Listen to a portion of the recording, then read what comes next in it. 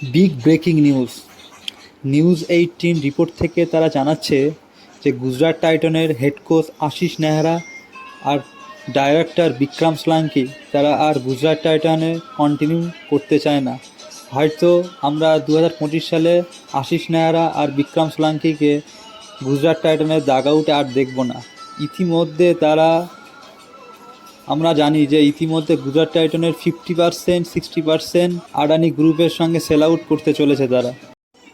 এবার আমরা প্রশ্ন করতে পারি যে তাহলে গুজরাট টাইটানের নতুন হেড কোচ কে হতে পারে। নিউজ 18 রিপোর্ট থেকে তারা স্পষ্ট জানাচ্ছে যে অলরেডি গুজরাট টাইটানের ওনার তারা কিন্তু যুবরাজ সিংয়ের সঙ্গে কথাবার্তা চালাচ্ছে, কারণ যুবরাজ সিংয়ের সঙ্গে গুজরাট টাইটানের যে ক্যাপ্টেন শুভমান গিলের ভীষণ ভালো সম্পর্ক। এটা হতে পারে যুবরাজ সিং নেক্সট সিজন কোনো না কোনো ফ্রাঞ্চাইজি আসতে পারে, হয়তো হতে পারে সেটা গুজরাট টাইটান।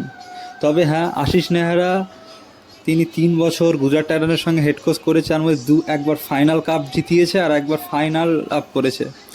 কিন্তু এখন আইপিএলে সব কিছুই হচ্ছে, কারণ নেক্সট ইয়ার আমরা দেখেছি যে গুজরাট টাইটান থেকে হার্দিক পান্ডে কীভাবে ট্রেড হয়ে মুম্বাই আসতে পারে। হতে পারে অন্য কোনো ফ্র্যাঞ্চাইজি তার আশিস নেহরার সঙ্গে বড় কোনো ডিল করেছে, ওই জন্য আশিস নেহরা গুজরাট টাইটান থেকে ছাড়তে চায়, হতে পারে।